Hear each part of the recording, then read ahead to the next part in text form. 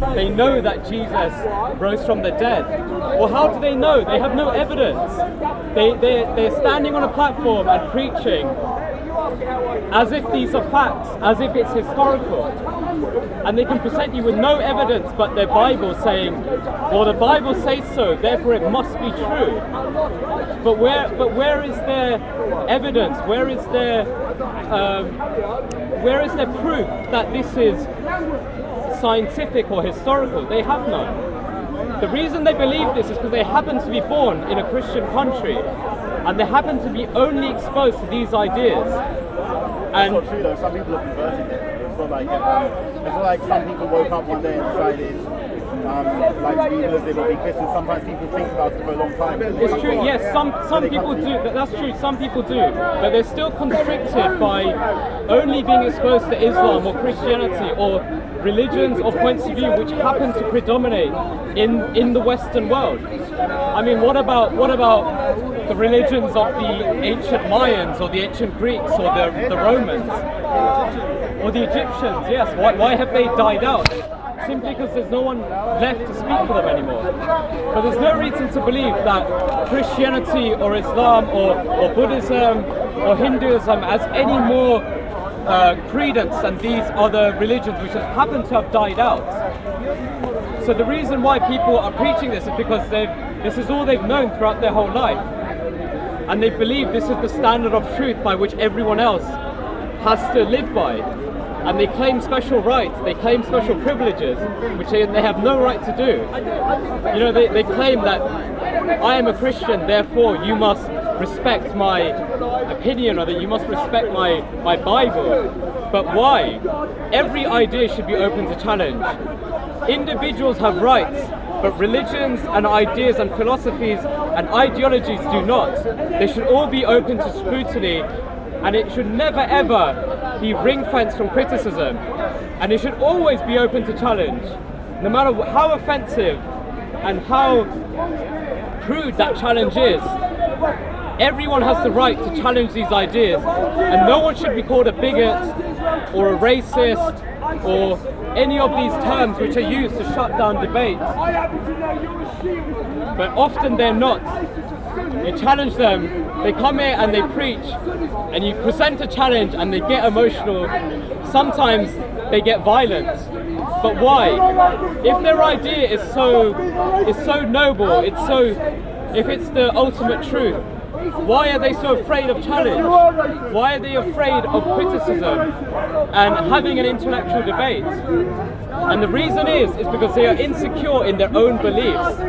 They probably know deep down that these beliefs are illogical and irrational and lack evidence, which is why they cower in the face of criticism, in the face of rational inquiry, which is used to scrutinize any other idea.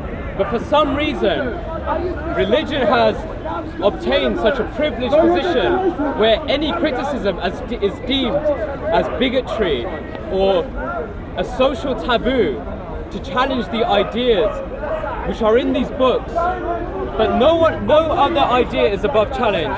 Someone's political philosophy or someone's opinion about anything, about their taste in music or their favorite football team.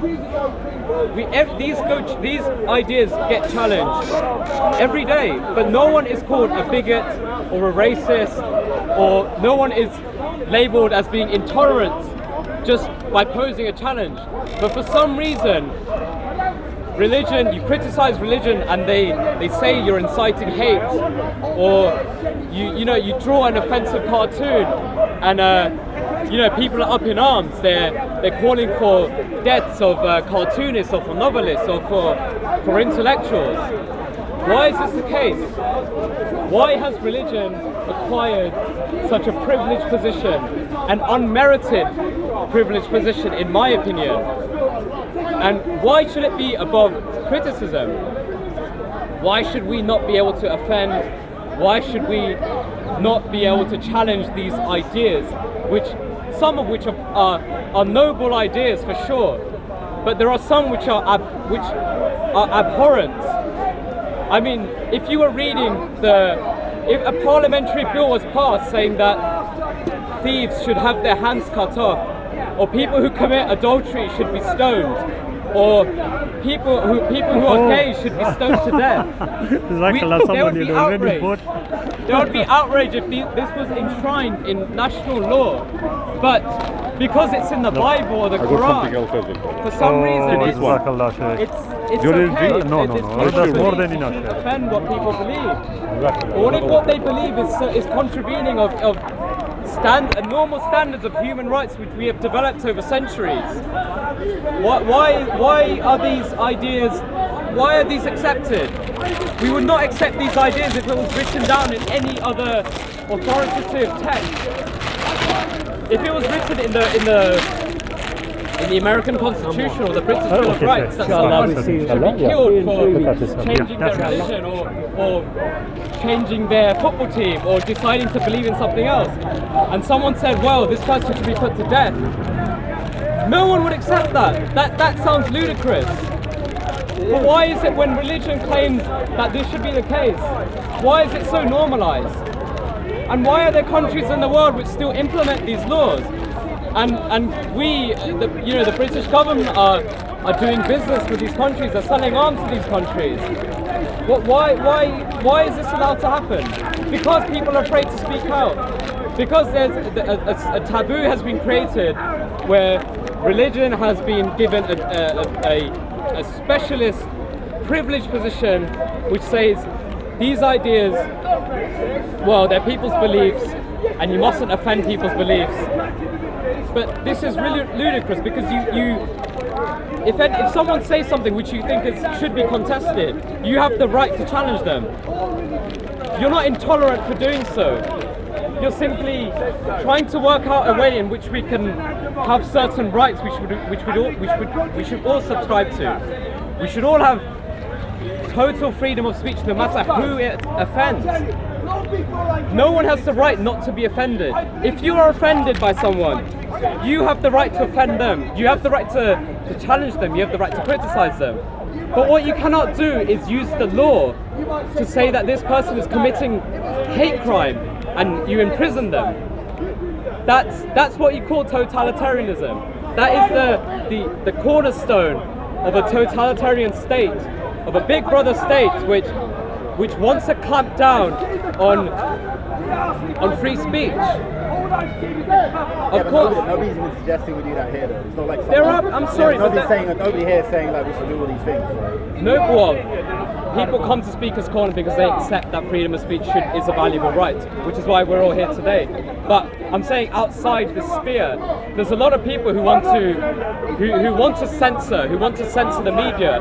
They should say that we should ban people from drawing offensive cartoons, or you have certain radical feminists saying that we should clamp down on people making offensive remarks about gender, or you have Christians and Muslims saying that we should reintroduce blasphemy laws.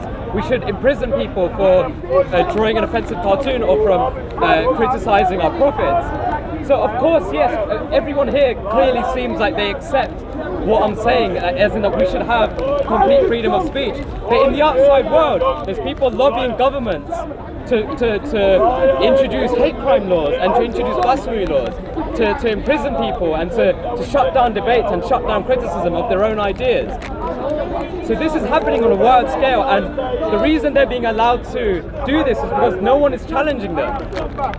There's no challenge.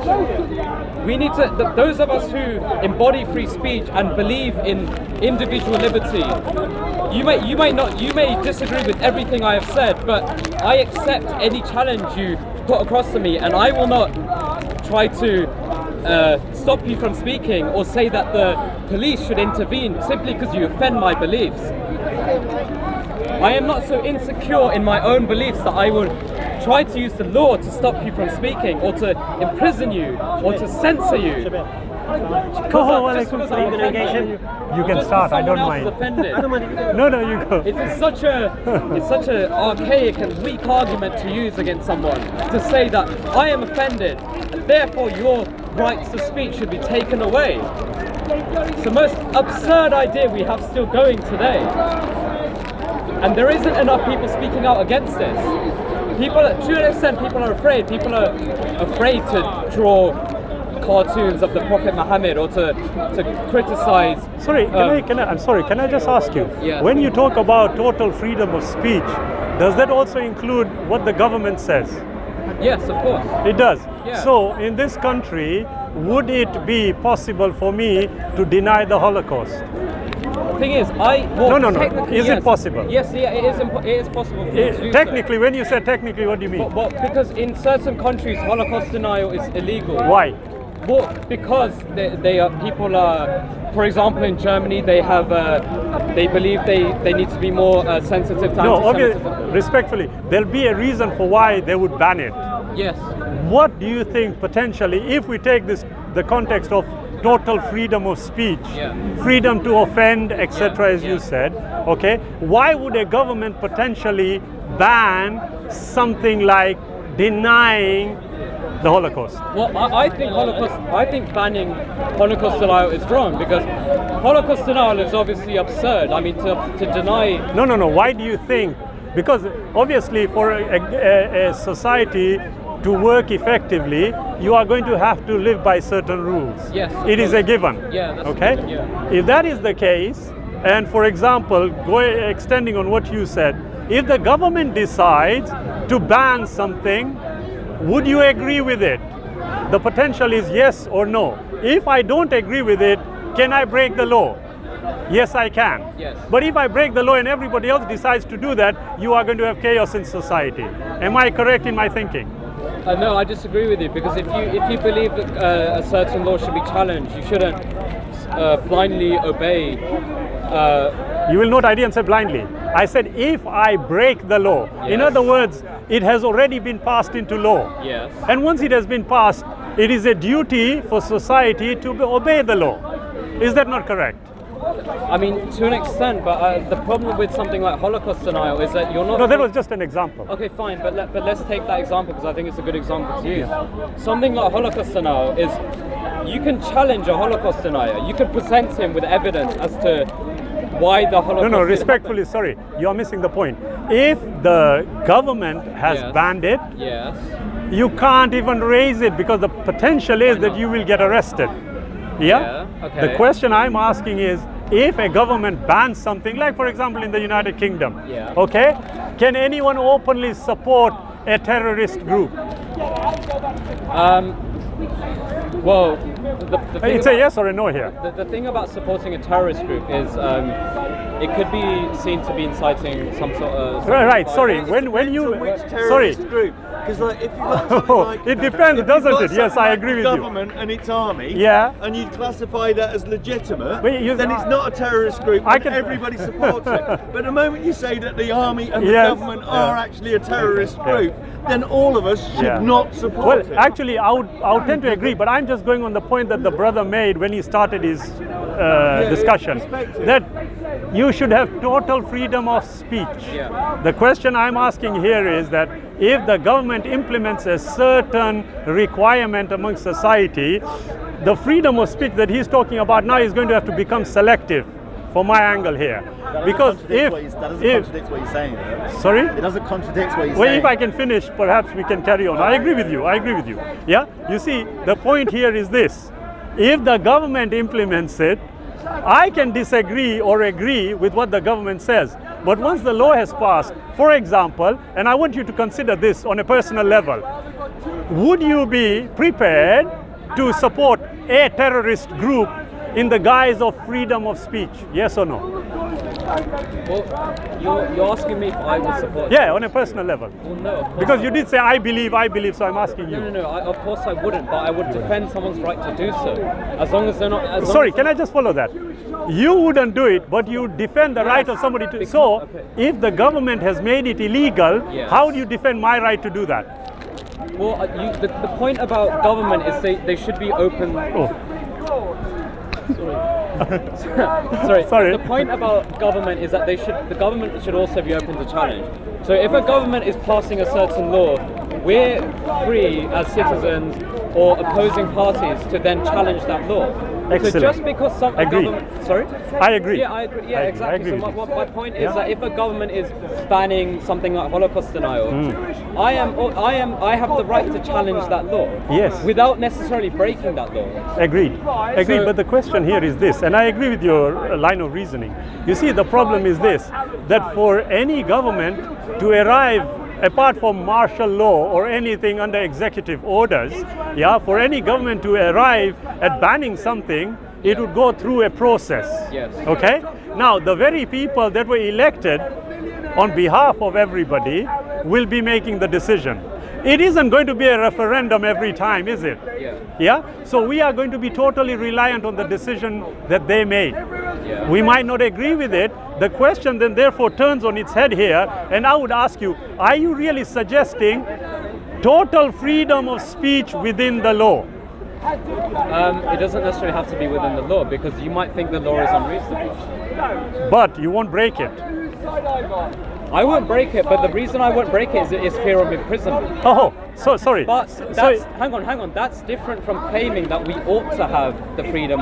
There's a distinction. I agree with you. But you are saying to me that why should we fear? Why has religion taken, as you were saying earlier on, because of fear, because of intimidation, etc., whatever the reason may be. The central point here I'm addressing is your claim to total freedom of speech.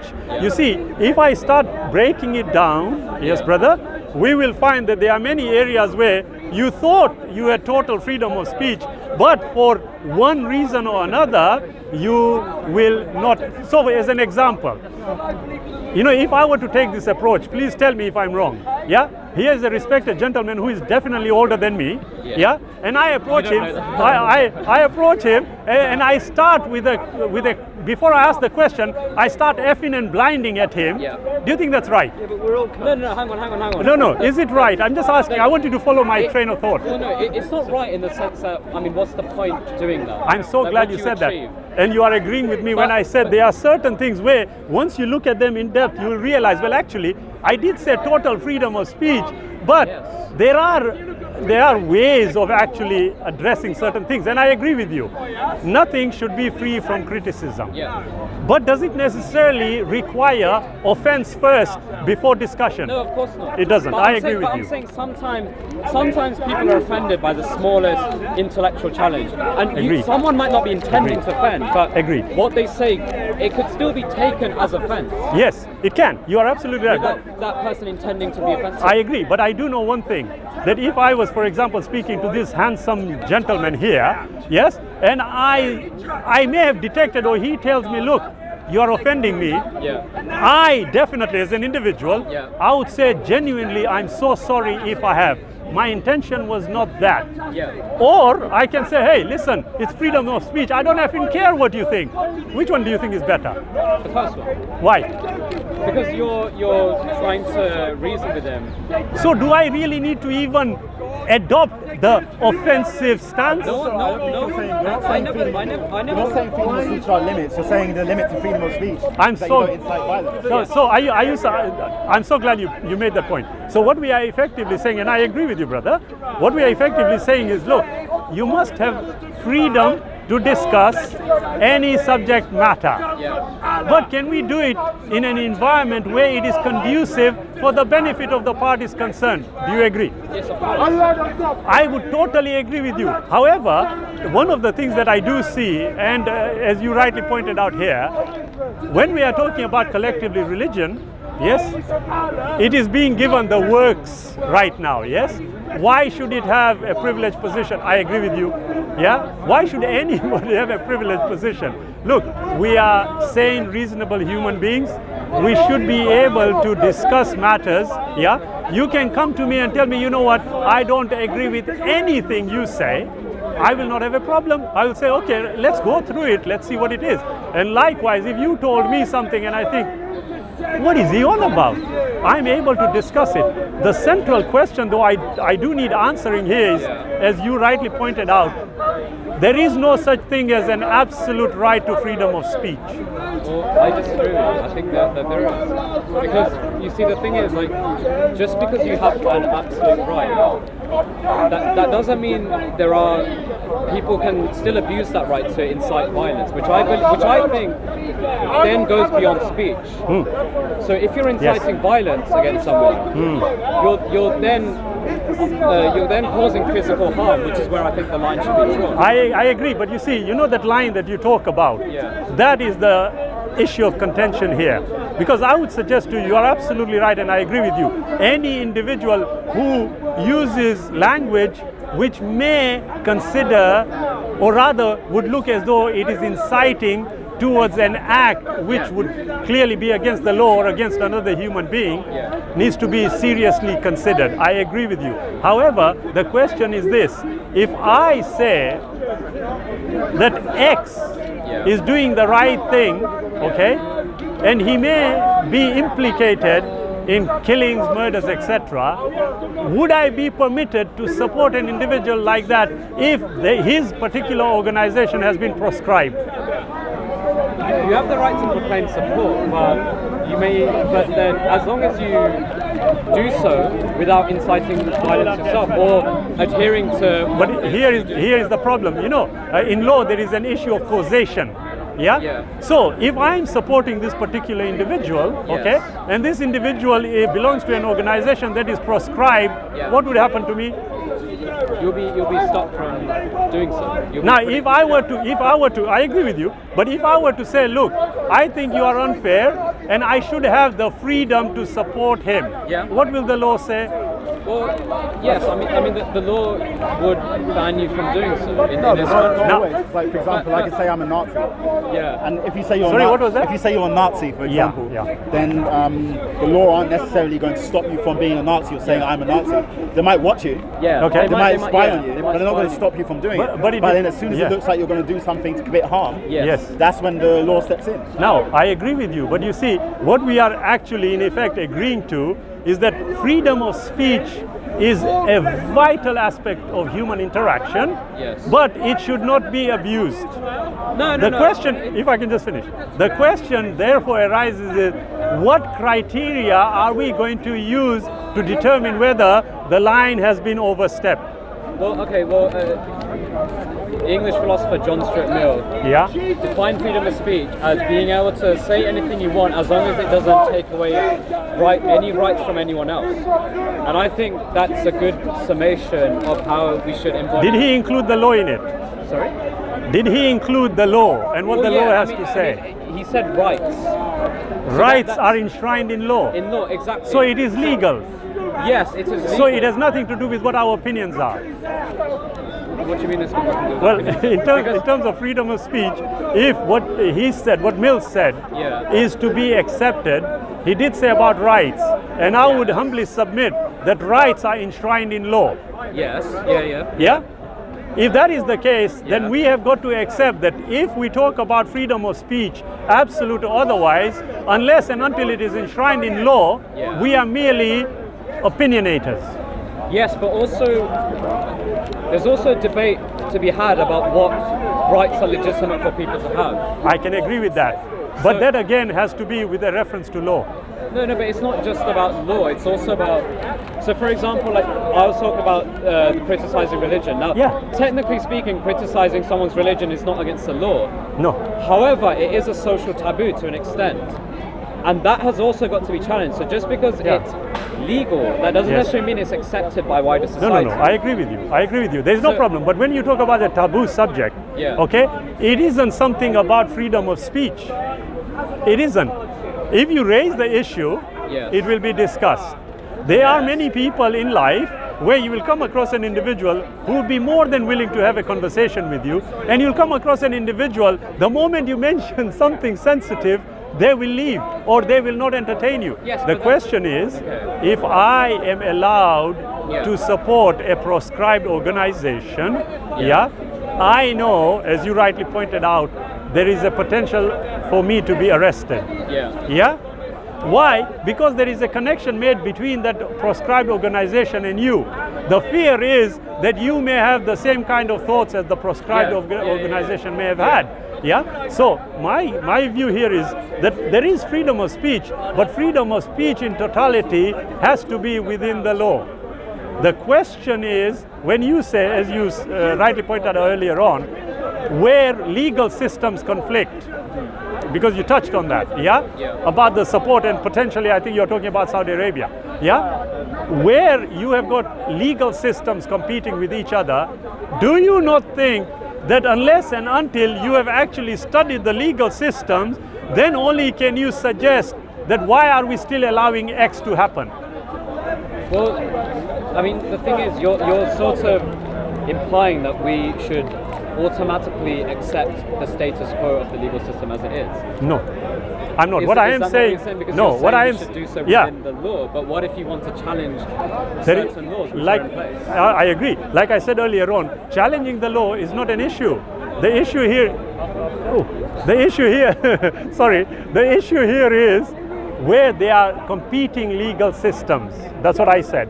Competing legal systems, necessarily for me to criticize one or the other would require, if I look at it rationally, would require me to study the very systems I'm considering before I can criticize them.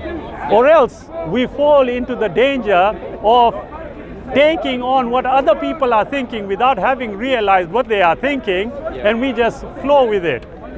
So whatever we say about freedom of speech, I would suggest, and I try to make those distinctions, I would suggest that absolute freedom of speech can only be considered reasonable when it is within the law. Now, if I and you don't agree with a particular rule or law, we have every right to raise an issue about it and have a debate. But guess what? We can have a debate for the purposes of a debate. If I decide to say, okay, no, I'm not going to obey that particular law, would I be entitled to be able to do that? I mean, technically speaking, you wouldn't be legally entitled. That doesn't matter though. But that's not the point I'm making. If that was the case, then nothing would ever have happened. No. Nobody would ever fought for civil rights because they would have been arrested. Are you agreeing? So, yes. Are you agreeing with me that whatever I say or do has to be within the law? It doesn't have to be. It doesn't have to do right, anyway. Okay. So I can do it, but I can't step that mark where the law has drawn. You can't. I can't overstep it, can I? Can I? Right. 1 second. If I overstep it, will I get arrested for it? Yes. Right. Okay. So, excellent. Potentially, I can get arrested. But are we saying that there is a limiter on what I can say? Well, there's a legal one, but it's not a moral one or a philosophical. Right. Okay. I'm so glad you made the distinctions. Moral, philosophical, legal. Which one will take precedence? Well, the legal one would take precedence in terms of my own freedom. But then that's not an argument to make, because then if nobody ever protested something because they were afraid of being locked up, then nothing would ever change. You need someone to be locked up for the initial changes to be made. I can agree with you, brother, respectfully, but there's a slight confusion here. When you say, well, nobody would protest. No one's talking about, as we already pointed out, when we talk about a particular rule which we are not happy about, we can protest about it, okay? But that's not what I'm considering here. What I'm considering is, okay, we have protested, agreed, yes? But still nothing has happened. Now, can I pass that limit? You can do so if you think it's a legitimate cause. Sorry, what was that? You can do so if it's a legitimate cause and not causing harm. Now, when you say, now you see, you can't have a legitimate cause and not potentially consider harming somebody. You know why? Because the very law that was established had already taken into consideration all that we have just... I disagree with you though. If I can just finish. Sorry? Swords to plowshares. Sorry, what was that? You know that your country is selling arms to somebody that's going to use them against the civilian population that will cause no harm, and you know that country that your country is selling them to is happy. Yes. And you have the ability to go in and sabotage the aeroplanes or the bombs or whatever it is, so that they cannot be used to cause harm. Yes. And you take that upon yourselves to do it, then your actions are actually stopping a crime that's far great from occurring. Well, in which case, you're taking the right action even though you're going against the law. Sorry, I'm so glad you're bringing this up, because if that is the case, what you are talking about is freedom of action. We haven't even got there yet. We are talking yet about how we are addressing this. You see, as I said, you've got legal, moral and philosophical, and precedence will always be given to legal. Now, I was just addressing that as the brother respectfully was listening to me. Yeah, if the legal takes precedence, then you've got to accept no amount of philosophizing, no amount of moralizing is going to allow me to cross that limit. Having said that, do is change the law. You see, but that automatically means that. So sometimes you have to break the law to change the law. So you look. I agree with you. I agree. Sometimes you've got to break the law. So in other words, we have got a situation here where when we talk about total freedom of speech, yes, we automatically are also accepting, look, there may be restrictive elements which we will need to consider in our journey. With that I agree with. But if we were to turn around and say, look, I believe in total freedom of speech, so I'm going to offend every little individual I come across, yes, somebody can tell me, as he rightly pointed out, look, you have the right to do that, but you know what? If there's a police officer walking here in the next few minutes and I turn around and start, raising my fist like this, and I use 2 letters of the alphabet in a particular order, can you see I'm being very careful about what I say? But the 2 letters are S and I in a particular order. What would happen to me? Well, you haven't worked out what the words are. Yes, I've worked out. You worked out, exactly. Yes. Now, do I have the freedom of speech to do that? I think you should. No, not think. Do I? Hang on. Well, no, you don't. But that's the problem I'm raising. I can see. That's my point. Like, the fact that you don't have that right is an issue. But you see, I'll tell you why you may be wrong here, respectfully. You see, you earlier on. Yes, of course I may be wrong. We may all be wrong about everything we say. You did earlier on say that, look, as long as it isn't going to cause harm to someone. Yeah. Now, if they have proscribed it because they consider that this particular organization is harming people, yes, then do you agree that I have or they have a right to limit my freedom of speech? No, they still don't have a right. No, they don't, because they can't prosecute you until you actually do something. What did I say? I said if I raise but raising your fist and shouting 2 words isn't doing any harm to anybody here. But will I get arrested? Not necessarily. I can tell you yes. Okay. Sorry?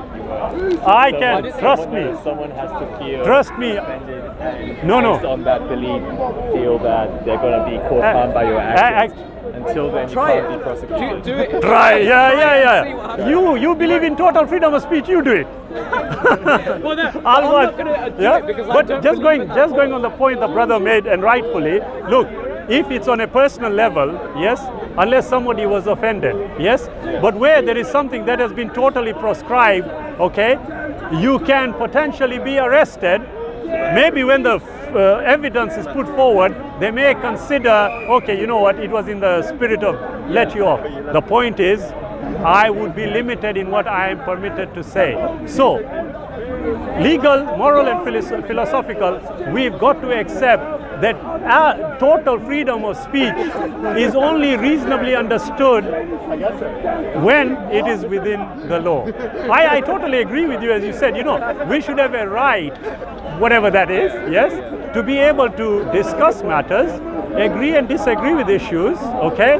If you have a total bias as an individual towards something, you should be entitled to that. But as I totally agree with you on this, that the evidence must be considered, the evidence must be assessed logically, rationally and reasonably, and then arrive at a conclusion.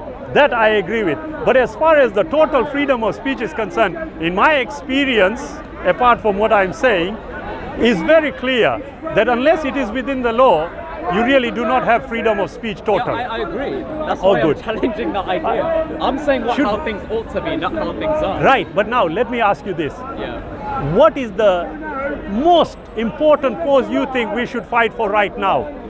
What's the most important cause we should be fighting for right now? Is it Palestine? No. It isn't. I mean, that's an important cause, but whether you think that's No, I agree. Is it Rohingya? No. Is it Saudi Arabia?